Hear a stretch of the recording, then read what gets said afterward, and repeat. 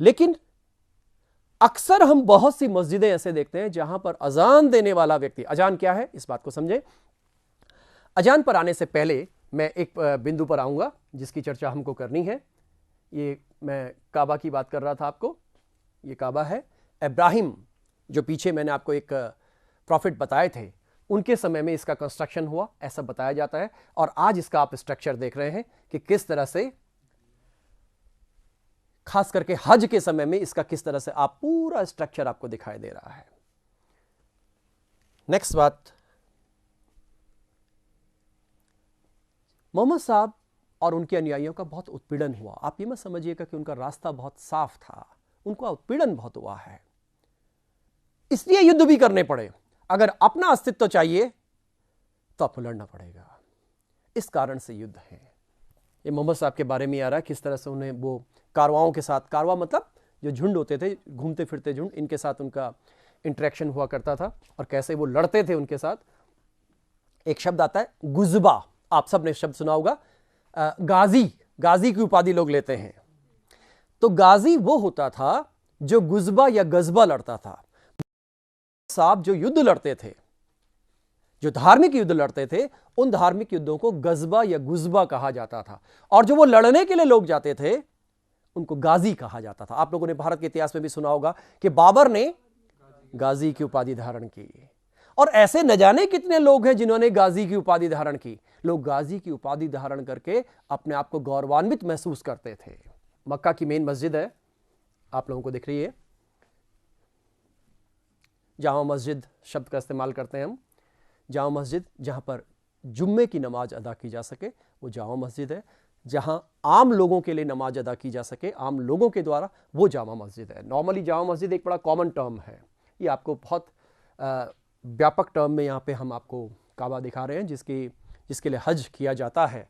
ये इसकी सामने आपको पूरा इसका ब्रॉड स्ट्रक्चर और ब्रॉड पूरा पर्सपेक्टिव दिखाई दे रहा है।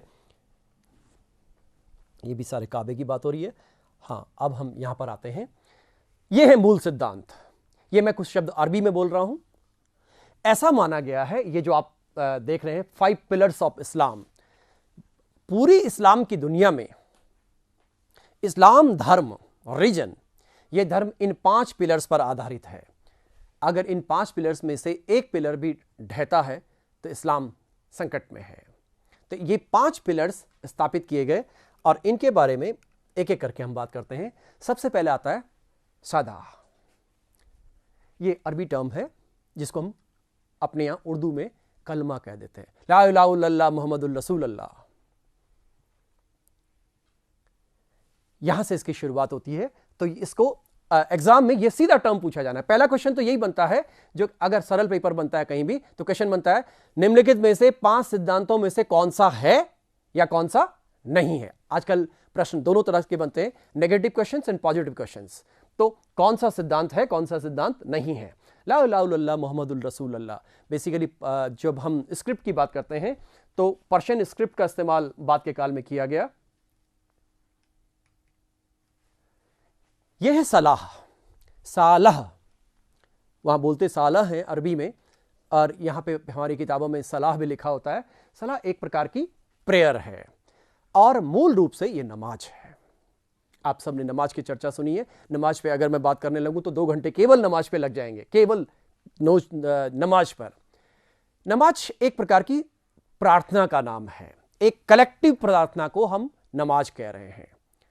और इस नमाज को अदा करने से पहले मुअज्जिन द्वारा मस्जिद से एक आवाज दी जाती है, कॉल फॉर प्रेयर्स, प्रार्थना के लिए आवाज, जिसमें कहा जाता है अल्लाहु अकबर। 2 बार सबसे पहले अल्लाहु अकबर कहा जाता है, उसके बाद कहा जाता है, जिसका मैं सीधे, क्योंकि ये जो अजान है इसको बार बार नहीं दिया जाता, अजान को बार बार नहीं दे सकते, इसको 5 बार ही दे सकते हैं। अजान का नियम ही है कि उसको 5 बार दिया जाए, जिसमें कहा गया है अल्लाह अकबर, यानी ईश्वर महान है, अल्लाह महान है, और मैं ये गवाही देता हूं कि अल्लाह के पैगंबर मोहम्मद साहब हैं, उनके अलावा कोई भी पूजनीय नहीं है। सुनो दुनिया वालों, आप सो रहे हैं, ये नींद हराम है, आओ एकत्र हो, और अल्लाह की इबादत करो। यहां से हम अजान की बात करते हैं। जब अजान की बात आई तब फिर प्रेयर शुरू होती है। लगभग 1 से लेकर 1.5 घंटे, पौने 2 घंटे तक की प्रेयर हो सकती है। शॉर्ट में भी नमाज होती हैं। अब मोटे तौर पर आप सब ने इस बात को सुना है कि 5 नमाज होती हैं। अक्सर आपने मध्यकालीन भारत में भी पढ़ा होगा, सुना होगा कि वो फिरोज तुगलक था, वो 5 वक्त की नमाज नियमित पढ़ता था। औरंगजेब 5 वक्त की नमाज नियमित पढ़ता था। तो ये जरा 1 बाय 1 इन नमाजों के नाम आप लिख सकते हैं, क्योंकि ये सुमेलित कीजिए टाइप के प्रश्न में आएंगे। सबसे पहले फज्र की नमाज, इसको मैं ट्रांसलेशन कर दूं, उषा काल की नमाज, प्रातः काल की नमाज। सेकंड नंबर पर आता है जुहर की नमाज, जब धूप चढ़ने लगती है, जुहर की नमाज। थर्ड आता है अस्र की नमाज, ये दोपहर बाद की नमाज है। फिर मगरिब की नमाज, ये सनसेट होने से जस्ट पहले होती है। लास्ट में आती है ईशा की नमाज। ये 5 नमाजें हैं। नमाज मैंने बताया ये एक तरह की सामूहिक प्रार्थना या व्यक्तिगत प्रार्थना दोनों हो सकती है। ये आराधना और प्रार्थना की एक उपासना की पद्धति है, जिसमें कुछ फिजिकल एक्सरसाइज होती हैं, कुछ मेंटल एक्सरसाइजेज होती हैं। और कई बार अगर आप नमाज को देखें, एक शब्द आता है जिसमें बार बार चर्चा आएगी, शब्द आएगा बिस्मिल्लाहिर्रहमानिर्रहीम, बिस्मिल्लाहिर्रहमानिर्रहीम। बीच बीच में बोलता जाएगा वो व्यक्ति नमाज पढ़ते वक्त बिस्मिल्लाहिर्रहमानिर्रहीम।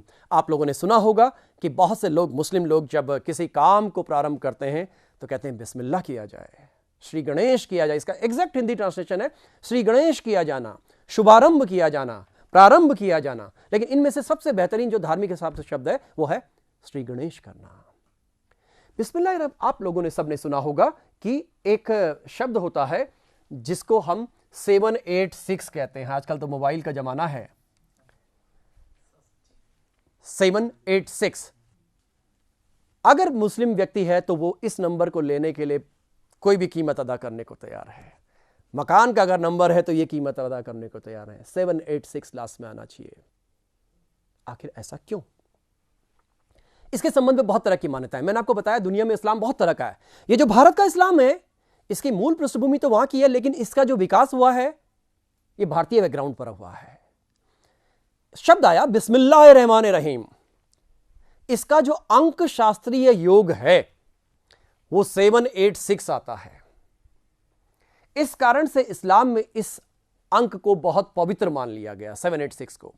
दूसरी मान्यता जो कि सीरिया की तरफ चलती है, वो कहते हैं कि 786 बार अगर आप बिस्मिल्लाहिर्रहमानिर्रहीम बोलेंगे 786, तो आपको कोई बीमारी नहीं होगी। बीमारी होगी तो वो दूर हो जाएगी। आप लोगों ने सुना होगा, भारतीय संस्कृति में भी कहा जाता है कि अगर आपको मृत्यु का भय है, महामृत्युंजय जाप करिए। ये सब लगभग मिलती जुलती चीजें हैं। सेकेंडली, जब हम ये दोनों कंसेप्ट साथ में आते हैं, इस प्रकार से ये 5 बार की तो नमाज हो गई। कुछ अलग अलग तरह की नमाजें भी हैं जो अलग अलग अवसरों पर अदा की जा सकती हैं। उसमें एक नमाज होती है ईद की नमाज। आप लोगों ने सुना होगा, इस ईद की नमाज को लेकर कई बार प्रॉब्लम भी होती है, क्योंकि सड़कों में अदा कर दी जाती है। इतनी भीड़ होती है कि जो ईदगाह का मैदान है वो छोटा पड़ जाएगा। आपने देखा होगा, अपने जयपुर में भी ऐसा होता है और बड़े बड़े शहरों में ऐसा होता है। इस बात को लेकर कई बार विवाद के बिंदु भी बन जाते हैं कि क्या हमें यह अधिकार है कि हम नमाज ऐसे ओपन स्पेस में अदा कर सकें जिससे पब्लिक जो ऑर्डर है उसको कोई कष्ट होता हो, उसको कोई चैलेंज आता हो। तो यहां पर एक नमाज, आप लोगों ने कभी कोई गाना सुना हो, पिक्चर देखी हो या कोई कुछ पढ़ा हो जहां पर किसी व्यक्ति की मृत्यु हो जाती है। मृत्यु होते वक्त एक शॉर्ट नमाज अदा की जाती है। नियम यह है कि जहां पर आप हैं वहां पर आप उस नमाज को अदा कर सकते हैं। लेकिन अगर तूफान हो, अगर स्थितियां बिल्कुल प्रतिकूल हो, तो आप किसी इनर प्लेस में भी कर सकते हैं। तो नमाज के कई प्रकार बताए गए। यहां पर नमाज को हम इतना ही लेते हैं क्योंकि इसकी सीमा है हमारे पास। ये स्वाम है, आप सब लोगों को समझ में आ रहा होगा, जिसको हम रोजा कहते हैं। स्वाम शब्द आता है इसके लिए अरबी भाषा में, और इसको हम क्या कहते हैं? रोजा, फास्टिंग। फास्टिंग रमजान का महीना, इस्लाम में टोटल जो 12 महीने हैं वो चंद्र वर्ष के अनुसार 2 वर्ष होते हैं, एक सोलर होता है, एक ल्यूनर होता है, चंद्र वंश के अनुसार चलता है। इसलिए नॉर्मली जो आप 365 दिन देखते हैं, यहां पर 354 और 355 दिन के बीच का टाइम आता है। आप लोगों ने सुना होगा कि चांद दिखेगा तब घोषणा की जाएगी कि कल ईद होगी या नहीं होगी। अक्सर सुना होगा आपने। चांद देखा गया और इमाम साहब ने घोषणा कर दी, सरकार यस कर देती है, क्योंकि जो सारी पद्धति है वो चंद्र वर्ष के अनुसार चल रही है। ठीक है, इस तरह से बिंदु पर आए हम लोग। और यहां पर यह बड़ा पवित्र महीना कहा गया, क्योंकि आप देखेंगे जब हम भारतीय संस्कृति की बात करेंगे तो वहां पर भी सावन के 16 सोमवार की बात आती है। और ऐसे न जाने भारतीय संस्कृति में कितने फास्ट की बात करते हैं, कितने व्रतों की बात करते हैं। सेम चीज यहां पर भी आती है।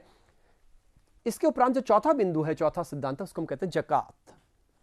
जकाह लिखा हुआ है, हाँ, अरबी का जकाह है, हिंदी में या कहें कि उर्दू में उसको हम जकात कह रहे हैं। यह एक बहुत अच्छी बात थी कि आपकी जो भी इनकम है, उस इनकम का लगभग 2.5% भाग, 1/40वां भाग आप अपने से कमजोर के बीच में बांटेंगे। यह एक अच्छा सिद्धांत था। इसी आधार पर आप जब हम बात करते हैं ईद उल जुहा की, जब हम बात करते हैं ईद उल फितर की, ये 2 ईद हैं, मुख्य ईद हैं, 2 ईद हैं जिनमें बांटने की बात आती है। ये डेजर्ट एरिया है, सबके पास खाने को नहीं था, इसलिए वेज ज्यादा नहीं है तो नॉन वेज चाहिए, इसलिए उसको बांटने का रिवाज आया। आप लोगों ने देखा हो कि आती है बकरीद, ईद उल जुहा। ईद उल जुहा, तो ईद उल जुहा में भी सेम चीज यही आती है, लेकिन वहां बांटने का, सबको बांटने का अवसर दिया जाता है, लोगों को दिया जाए ताकि कोई भूखा ना सोए। सिद्धांत बिल्कुल ठीक है। नेक्स्ट अंतिम बिंदु पर आते हैं, इसका जो यह है हज। मैंने आपको बताया कि मक्का की तीर्थ यात्रा करना जीवन में एक बार हर मुसलमान के लिए ऑब्लिगेटरी है, लेकिन शर्तें रखी गई। अगर वो व्यक्ति फिजिकली फिट नहीं है, उसको कोई प्रॉब्लम है, तो उसको अवॉइड किया जा सकता है। अगर कोई व्यक्ति आर्थिक रूप से बहुत कमजोर है तो उसको भी मुक्त किया जा सकता है।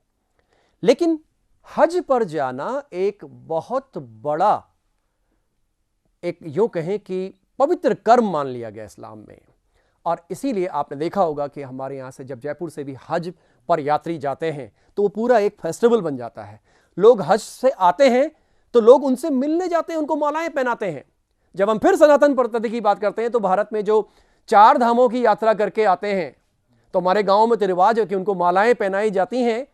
पूरे आप हिंदुस्तान के गांव में जाइए, राजस्थान में तो आपको बहुत मिलेगा, और साथ में खाना पीना दिया जाता है, खिलाया जाता है।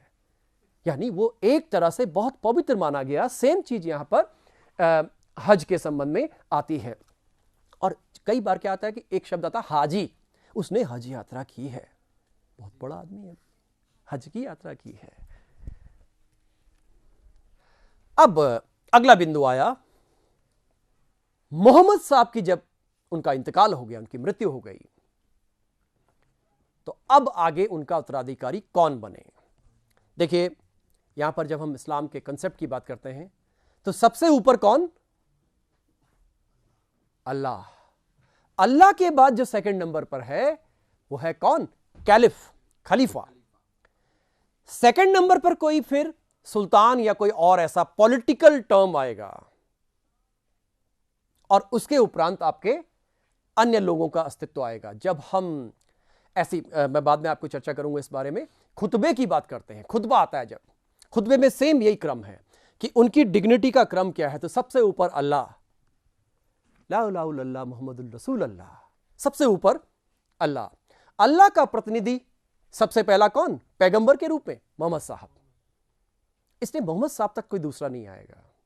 ये स्ट्रेटिफिकेशन है, स्तरीकरण है, उनके बाद कोई दूसरा नहीं। तीसरे नंबर पर फिर कैलिफ आया। अब इस तीसरे नंबर के लिए संघर्ष है खलीफा के लिए। तो यह आया कि अबू बकर हो या अली हो। अब यहीं से आप लोगों ने सबने शब्द सुना होगा शिया और सुन्नी का कंसेप्ट। अब मैं इसकी बात यहीं से शुरू करूंगा। ये दो लोग हैं, ये क्लोज रिलेटिव हैं और ये उनके मित्र हैं, अबू बकर और अली। यहां से मेन यानी मोहम्मद साहब के डेथ के बाद 632 AD से ही कॉन्फ्लिक्ट शुरू हो गया और ये कॉन्फ्लिक्ट चलेगा 680 तक।